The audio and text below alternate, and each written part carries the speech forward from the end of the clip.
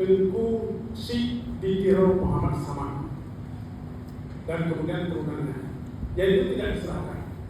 Pada waktu itu para pejuang yang berjuang di Indonesia berkumpul, para ulama.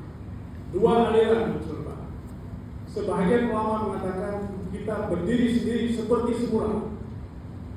Yang lain mengatakan Islam menyebutkan kalau ada sholat dengan jamaah yang besar, jangan dirikan jamaah yang kecil.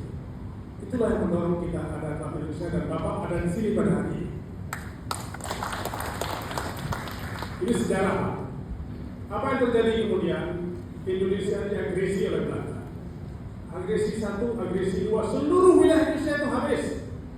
Soekarno-Hatta ditangkap. Yang tinggal hanya Aceh. Saya ingin himbau dan rekomendasikan Bapak Ibu semua mesti memperjuangkan ada tempat namanya di Benar Meriah. Di situ didirikan radio Rimba Raya. Hanya beberapa hari, Pak. Radio itu yang memancarkan siaran ke seluruh dunia. Indonesia belum kalah. Indonesia masih ada. Aceh berdaulat dalam Indonesia. Itu sejarah. Itu yang diperjuangkan oleh Duta Besar Pala di India. Masuk ke PBB, maka terjadilah yang disebut dengan Redfield yang kemudian melahirkan Komite 3 Negara itu. Lalu kita berunding dan kita menang. Itulah ada NKRI. Mau bilang apa Aceh? Apa mau kita injak-injak di barat? Itu, Pak. 48 Soekarno datang ke Aceh. Lalu beri kami syariat Islam. Pasti Aceh menjalankan syariat Islam. Tuliskan itu di atas lembar rokokku, katanya. Menangis Soekarno, Pak. Kalau abang tidak percaya lagi adinda, siapa lagi makhluk di bumi ini akan percaya adinda? Itu dipercaya, tetapi tidak pernah ditepati. Tahun 49 dikasih provinsi untuk Aceh. Hanya beberapa bulan, dan boleh itu menjadi gubernur Aceh, Langkat, dan Tanah Karu. Beberapa bulan diubahkan, masuklah Aceh ke Sumatera Utara. Seluruh orang Aceh yang tadi tidak memihak untuk memilih Indonesia, itu tersenyum dan tertawa, rasakan ditipu oleh Indonesia. 3 tahun bersama, tidak kuat bersama muncullah DIY. Ini maaf Bapak ya, saya harus mengatakan ini supaya kita untuk apa? Untuk satu perkara fisika, Pak. Kalau ingin ada resonansi, kita mesti samakan frekuensi. Ya, kita samakan dulu frekuensinya. Ya saya mantan anggota DPR, mantan anggota DPD, mantan wakil ketua MPR RI. Jadi kalau saya bicara ini, Bapak pasti paham. Saya bicara atas nama Negara Kesatuan Republik Indonesia untuk berontak 53. Saya salah satu korbannya. Ikut ke gunung, ikut mana-mana, orang tua saya berontak. Saya merasakan bagaimana rumah dibakar, bagaimana merasakan harta benda diambil di bawah ketansinya ini.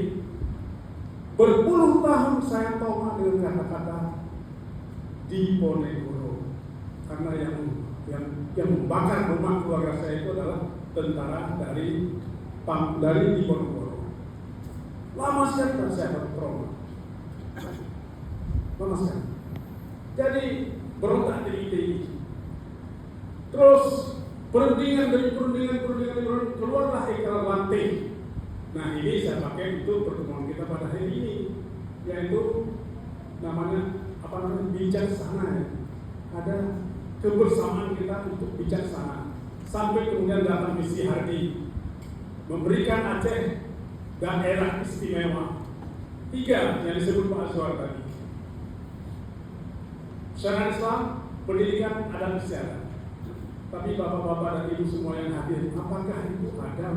Tidak pernah ada.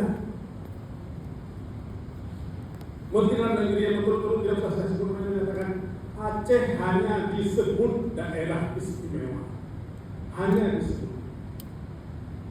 Meski begitu tahun 62 semua selesai urusan dengan DIY. Tahun beri turun, setelah sebelumnya Dewan Revolusi turun dan dirayakan seluruh Aceh. Siapa yang menyelesaikan ini? Itu salah satu orang penting, yaitu Jenderal M. Yasin yang pangdam pada waktu itu. Beliau menyelesaikan ini. Tetapi kata-kata soal syariat Islam tidak dilaksanakan, Pemberian dana SMA tidak pernah bisa dilaksanakan. Yang ingin saya kembangkan adalah rekaman di dalam kepala saudara-saudara saya di Aceh. Itu kita memberi cinta, Jakarta membalas dengan tidak menempati janjinya. Ini yang saya mau masuk ke babak berikut. Biar Bapak tahu, Wali Negara Dr. Tengku Hasan Muhammad Idero yang semua ini banyak orang agama sini, saya harus akui, ya, itu sangat dihormati. Beliau itu pemuda pertama yang menaikkan bendera merah putih di kampungnya. Kemudian mengabdi di kementerian di bawah Safrudin Prawira Negara. Difasilitasi oleh Safrudin berangkat ke Amerika untuk belajar. Sudah menikah di sana, sudah punya penghasilan yang sangat memadai, menjadi dosen di mana-mana. Saya ketemunya di Swedia. Itu beliau yang kemudian memimpin pergerakan yang berubah corak, dan ini adalah ideologis nasionalisme Aceh. Yang diperjuangkan bukan membentuk negara baru. Ini yang tidak pernah terpikir oleh kita mungkin ahli tata negara. Ada yang diperjuangkan kepada kita namanya successor state, negara lanjutan yang terpotong oleh sebuah peristiwa yang lain-lain. Ini yang diperjuangkan, inilah yang kita kenal sebagai. Kalau yang awal 53 ke 62, 9 sampai 10 tahun, yang sekarang 76 sampai 2005 kita akhiri di Helsinki, 30 tahun. Kenapa ini bisa terjadi? Karena rekaman sejarah yang saya katakan tadi. Kami memberikan cinta, Anda tidak pernah memenuhi, bukan untuk bapak-bapak ya. Tapi kalau orang Aceh bilang, Aceh Jakarta itu dia sebut. Karena itu pemerintah pusat. Tidak menyinggung Jawa Barat, tidak menyinggung Sulawesi, tidak menyinggung Papua. Aceh Jakarta. Aceh mencintai, Jakarta mengkhianati. Ini kita selesaikan. Saya menyebut bapak-bapak di Bangladesh, syukur hadir begitu banyak ya. Ini Anda ini semua adalah memegang sejarah tahap kedua setelah angkatan saya. Dan saya berharap Pak Bob menjadi pemimpin besar untuk menyelesaikan residu masalah Pak. Ini tidak ada lagi kesempatan, karena begitu ini lalai sekali ini barang susah terbagi.